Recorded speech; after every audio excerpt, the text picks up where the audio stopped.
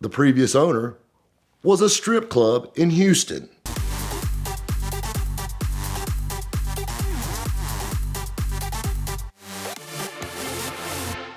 I'm just as guilty of it as everybody else. I love to play on Facebook Marketplace.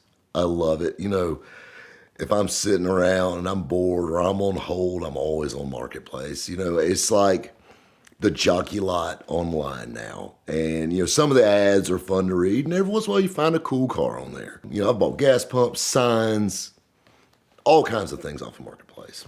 One Sunday morning, I was playing around on Marketplace. Just came back from Atlanta, and something caught my eye. A 1967 Rolls Royce Silver Shadow in Covington, Georgia. And if you don't know where Covington, Georgia is in the middle of nowhere, and they did film the first 4 episodes of Dukes of Hazzard there. And it pretty much has not changed since then. Like literally, you remove the General Lee, it's still exactly the same. Dirt roads, trailer parks, and all. We actually drove past the Boar's Nest going to this dude's house. Well, saying house is in a very loose term, but driving to this guy's place, and he gives us the address. And he said GPS can't find his house. So he gives us the address down the street. He said, just keep going. It's the last trailer you will see. And that's going through my mind as I'm riding down the road to look at this Rolls Royce. It's the last trailer you're going to see, you know? And I'm like, you know, like, damn, I was born in one of these things. I don't want to die in one, you know, whatever. So, and I got my buddy Tim Greer with me. And Tim is like that friend your parents warned you about. He's like the guy that any bad decision, he's going to talk you into it. And he's all about it. And Tim's a little bit older than me, so it's got like authority behind it. You know, yeah, I'd buy a Rolls Royce that don't run from a trailer park. Hell yeah, that's great. Let's go get it. So I recruited old Tim to go get it. So we put the trailer on the truck. Like I said, we're riding to Covington, Georgia. Last trailer you'll ever see. And we're riding. It took forever to get there. We finally pull in. It's getting dusty dark at this point. And it goes from a paved road to a gravel road to just straight dirt to we're just riding through somebody's yard, it looks like. And we just keep going straight, and there sits the biggest turd of a Rolls Royce you've ever seen in your entire life. Finding a Rolls Royce in a trailer park is a surprise in itself. The guy that owns a Rolls Royce that lives in a trailer park is everything you would expect he would be. Guy comes out, he goes, here she is. It is, that's it. It's a Rolls Royce. It is a silver over black Rolls Royce. It's got blue leather interior in it. Apparently it didn't start out silver and black. It had been repainted over the years. It was a light blue color originally. Had no motor in it. And he traded a zero-turn lawnmower for it. But in his defense, the lawnmower didn't run either. You know, walking around looking at it, and the car's straight. The car's got a great body on it. All the glass is there. You know, all the dash is intact. No engine, obviously. But the car, all the chrome, the stainless, the grill looks great. You know, and I'm like, I mean, it's not a bad car. I wouldn't have drove all this way. You know, even if it's a cheeseburger, I want to buy something in Covington, Georgia, you know, at this point. So we're walking around, and I go, what do you want for your little car? And he was asking $1,800 for this.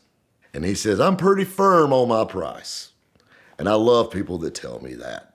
Because now it is my mission in life to get you as far away from that number as humanly possible. So I walk around a little more and I start nitpicking it a little bit, you know, and which was not hard to do.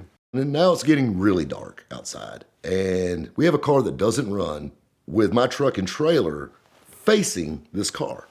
So I was thinking in my head, how am I even going to load this turd if I do close the deal? I said, I'll give you $500 for it. He goes, I can't do it. He said, I'm firm on my price. I said, buddy, I said, tell you what, I think we're going to have to go. He said, would you give $1,200 for it? I said, no. We'll see you. We'll see. Getting in the truck. Tim's got his lip ran out. He was in love with it. Got his lip ran out. I go to shut the door. Guy screams out, hey, would you give $1,000 for it? Open the door. I got 8 $100 bills today. You bought it. Okay, So I back my truck and trailer 3/4 of a mile in the dark out of this place, turn around, back down to the car. Well, the car doesn't run. It's a 50-year-old Rolls Royce. It's heavy. It's been sitting. Tires were up on it, thank God. I'm thinking, how am I going to load this thing? So you kind of lean against it, try to push it, and this thing's not even really giving at all. Guy said, I can hook it to my truck. Well, the only problem is my truck's hooked to the trailer, so how are you going to do this? So he said, watch this. And he comes out with a strap, and it had to be 50, 60 feet long, the strap. When a guy at a trailer park says, hey, y'all guys, watch this, one, to break your camera out. Two, either he's going to do something extremely impressive or he's about to get himself a Darwin Award. He starts walking by and pulling up mailbox posts with mailboxes on them out of the neighbor's mailboxes, and pulling them up and laying them down in the yard in front of their trailers and laying them up. And he goes up, 2 or 3 trailers up and does this.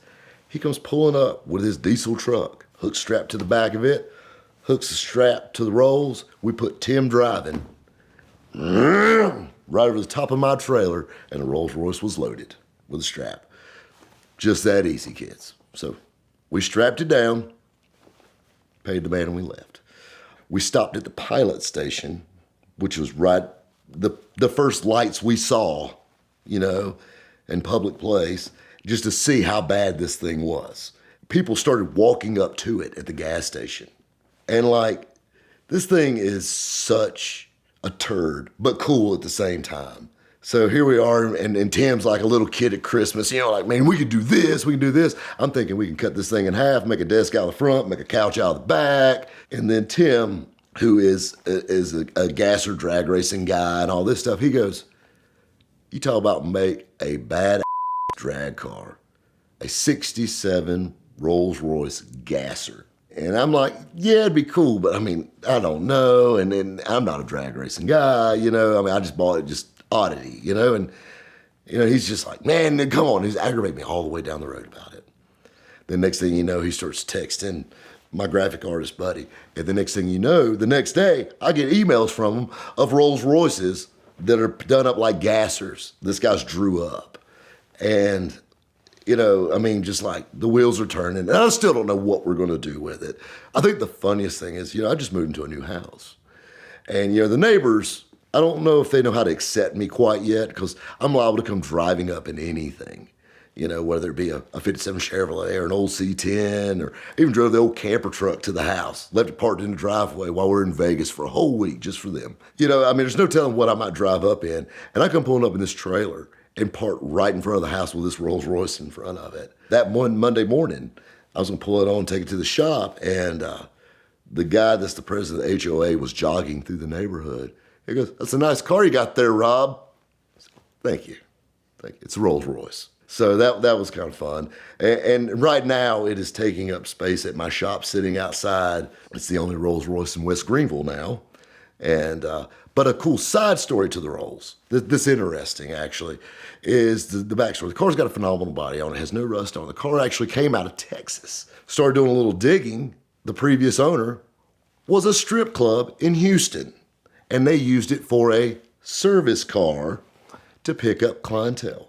It's a classy place. So that's way all through the 80s and the 90s this car was used for. And apparently, I guess the old Rolls engine gave up the ghost, and she ended up in a trailer park in Covington, Georgia. And where it'll end up from here, we don't know. It might be a gasser. It might be the new desk for my office. I'm not sure. But that's the story of my $800 Rolls Royce. Great deals on your dream cars don't find you. You have to search for them. And the best way to do that is with Autotempest.com. Autotempest allows you to search all the main listing sites nationally and uncover those deals you never thought you'd stumble upon. So check out Autotempest.com today and see where your next dream car is hiding.